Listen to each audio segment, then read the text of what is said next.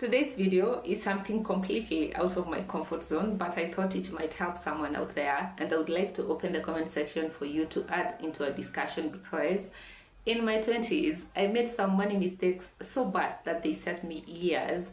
And if you avoid these mistakes, you could literally jump ahead of where I am right now. I know that I'm not alone in this, so if something resonates with you, just put a stamp on it by leaving a comment in the comment section. Or if I miss something that you think that cost you a lot, or you're going through, or you went through it, let me know in the comment section as well. They say that experience is the best teacher, but what they don't tell us is that it doesn't have to be our own experiences. We can learn from other people's experiences. We don't have to go through the same experiences or make the same mistakes as other people. We can learn from them and be in a better position or in a better place than where they are. Sharing is caring, and I am here today to share my own experiences on how the mistakes that I did that cost me a lot, they cost me money. Okay, let's begin. The first mistake that I made that I think has costed me a lot is I saved instead of investing. And I have always been very big in saving, but saving does not earn you anything or does not grow your money. And the truth is, I was saving because I didn't know how to invest. And when I learned about investing, I was very scared at first. I didn't want to lose the money that I had worked so hard for. A bank seemed a safe bet for me, but the truth is I was losing money because you have to pay some charges for them to manage your account. And I was also losing value of my money due to inflation. Can you believe that 100,000 Kenya shillings in 2015 is roughly equivalent to 222,000 Kenya shillings in 2025 in terms of what you can buy with it, in terms of the purchasing power of that 100,000 Kenya shillings. And it can actually be worse because when I was doing these calculations, I was using averages. So in the real sense, it can be worse than this. And maybe to bring this even closer, 100,000 Kenya shillings in 2020 is roughly equivalent to 142,000 Kenya shillings in 2025. And when we even narrow it down to maybe 2022, just the other day, 100,000 Kenya shillings in 2022 is roughly equivalent to 138,400 Kenya shillings in 2025. And I want you to think about it. How much did you need to do a month shopping in 2022? And compare that with what you need right now or today in 2025. So if your money is not making you money in, or it's in an account that is not giving you anything, or you are getting a return below the inflation rate, then it means that you are losing money in that particular account. And if you're like me, you're saving money instead of investing, you need to look for an investment. Start with a low risk investment as you grow from there. This was my biggest mistake in my 20s in terms of money. I was saving instead of investing. Mistake number 2, investing 100% in a risky investment. I know this sounds like a contradiction for point number 1, but hear me out. I didn't know about investment at first, and the first investment that I was introduced to was cryptocurrencies. And boy, did I go all in. I ended up having almost all, I would say 90% of my investment portfolio was in cryptocurrency. And to say the least, I experienced a proper character development. And don't get me wrong, up to date, my largest share of investment is in cryptocurrency, but I've learned to do a few things. Number 1, I have learned to diversify even within the crypto market. I have learned to strategize or to use strategies to make sure that I'm taking profits and I'm also making money in cryptocurrency. And most importantly, I'm using strategies to make sure that I'm not losing money in cryptocurrencies. I'm telling you, risky investment can be a roller coaster, and you can wake up one day and your portfolio will be half of what you had or what you had invested. There was a time I remember I had 600,000 Kenya shillings in crypto. Yes, 600,000 Kenya shillings in cryptocurrency, and I saw it go down to 300,000 in a span of a few months. And I was still hoping that that market would recover. I wish I bought a piece of land at that time, but I know I actually tried, but it didn't go as I planned. Now looking back, I think I should have put that money in a money market fund. True, it would have made me so much by now. But well, it's a lesson that I've learned, and that is the reason why I'm doing what I'm doing today. So it's not all lost. And the major lesson here is don't start with a risky investment. Start with a low risk investment as you grow to high risk investment. And believe me, high risk can crush your investment dreams and take you back to your comfort zone, that is a saving culture instead of an investment culture. So start with a low risk investment as you move to a high risk investment, and make sure that you're balancing your portfolio. Okay. Mistake number 3 that costed me a lot, especially after learning about investment, is not diversifying. I included this as a different point because even if you're in a safe investment, you also need to diversify at that particular level.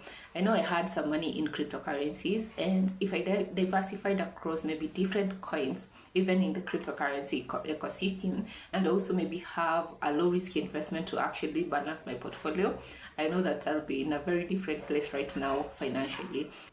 And I usually tell myself that it's not too late, so long as I'm, taking the right step to rebuild, that I'm going to still get there. But this will happen later than what would have happened if I took these steps way back.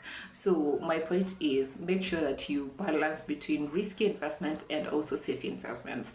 And even if you're in a safe investment, just make sure that you're diversifying at a company level. Just make sure that you're not putting all your eggs in the same basket. And I mean, a company can look very good on the outside, but we have seen companies that were doing very well only to discover later on that the company was hiding liabilities and they were misrepresenting their financial health to the public. Even today, after I do my due diligence, I find out that an investment is safe to invest. It doesn't have a lot of risk, or the risk that it has is something that I can take. I just make sure that I'm putting an extra layer of protection to my portfolio by diversifying across different companies, because you'll never know. You'll never know. Things happen and a company can go down, an application can stop working, or there can be issues within a certain organization that you have invested in. Just to add that extra layer of protection, make sure that you're diversifying at a company level, at an investment level, and basically diversify your portfolio across different investments and across different companies, just to make sure that you're protecting your investments. Okay. Mistake number 4 that have costed me a lot, especially because I'm very big in savings or investment currently, is buying cheap things thinking that I'm saving money. And whoever said that cheap is expensive, it was absolutely right. This goes to both investment as well as other expenses. And I'll give you an example. Take my first fridge. I bought the cheapest one I could find. 4 months later, it broke. I paid a fully to come and fix it. And then 2 months later, it broke again. And I don't know what happens the moment you take, especially electronics, to the fundi. That's it. The chances of it breaking again is very likely. So for the fixing, I paid 4,000 Kenya shillings for each fix, plus now the emotional stress that comes with, a fridge is not working. So not long after the second fix, I decided to sell it because now it was becoming more expensive for me. And as you know how they usually buy the second-hand items, I basically sold it for peanuts. And I know I should have just added an extra cash to get a quality fridge.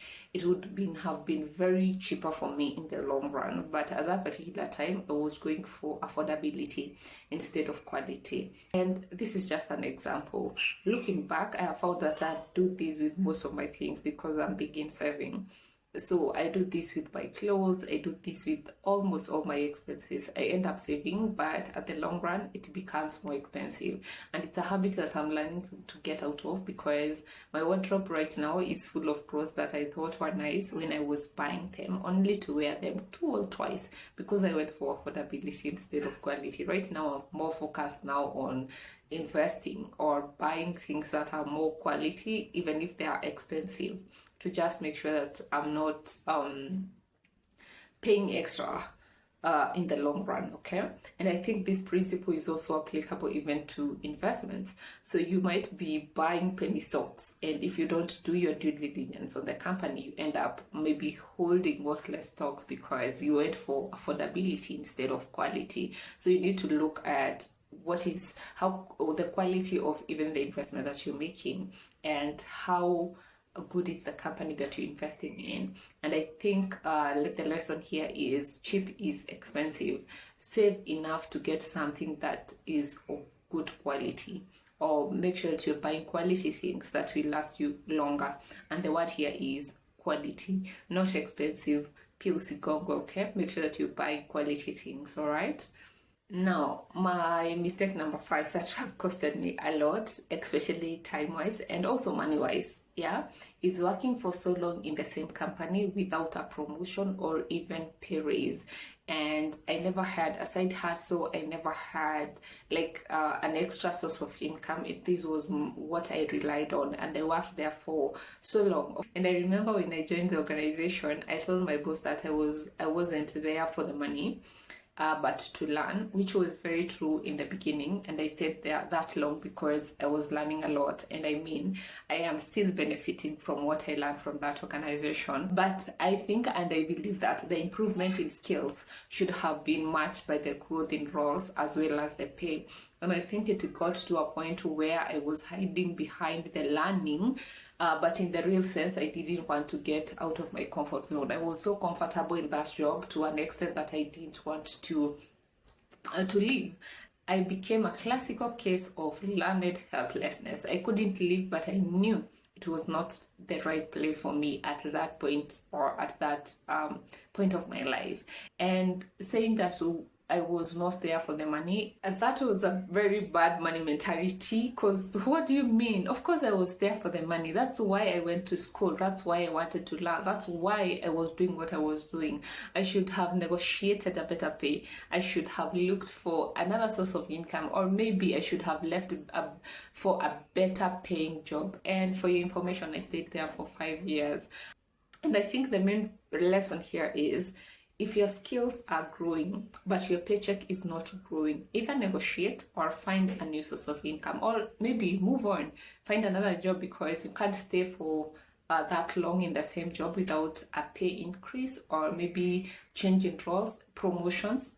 And the main lesson here from this is, if your skills are growing but your paycheck is not, either negotiate your pay, find new income streams, or maybe move on to or find a better job than that. Because I mean, if your skills are growing, then you should also be matched with an increase in pay. Okay. Mistake number 6 is underestimating my value and thinking that I had to work so hard to earn money.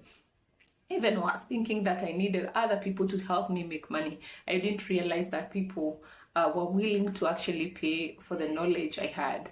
I knew I was good in different things, but I didn't know that there was someone out there willing to pay for the kind of skills and knowledge that I had. And whoa, I was so wrong. And it didn't hit me even after receiving so many compliments. And I mean, even my colleagues used to come to me for advice on money, or just to simplify some concepts. I have always found it easy to grasp some concepts around money and basically other topics. I am a fast learner, and the fact that I didn't realize that this was a skill or something that I could actually use to make money it's just very sad. And I think the big lesson here is, it turns out that there is a market for your knowledge or the skill that you have, but only if you believe in its value. Just find the right avenue to share your skills and the knowledge that you have. And if you're good, people will pay for it. Just put yourself out there.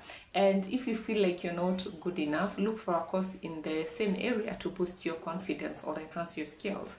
And in contrary to what we have been taught, earning more doesn't have to be so hard. So long as you're solving someone else's problem, then people will be willing to pay for that. So just make sure that you're utilizing the skills and the knowledge that you have to earn some money, okay? Mistake number 7 is saving money instead of saving time.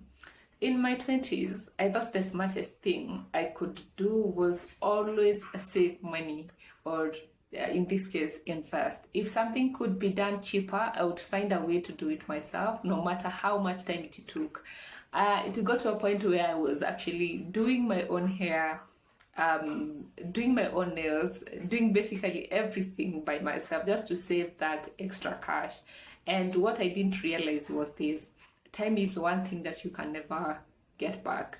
You can always make more money, you can always get an extra source of income, but you can never make more time.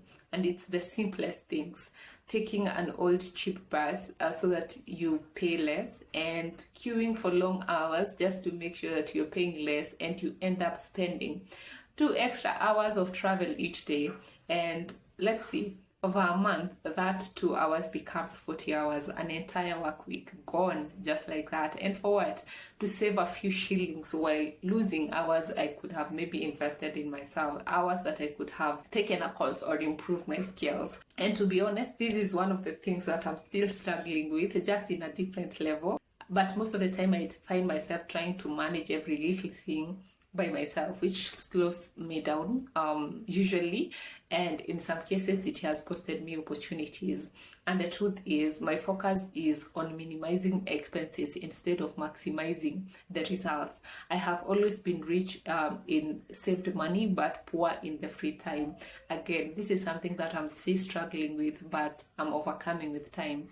And nowadays, I'm learning to make sure that so long as that there's someone else who can help me do that, even if I'm paying, I better just go for that, so that I can save on time and focus on things that I'm good at. I think the major reason here is, if you are constantly trading time for small savings, you are not actually being frugal. You are limiting your potential. And sometimes the best investment you can make is to actually buy back your time.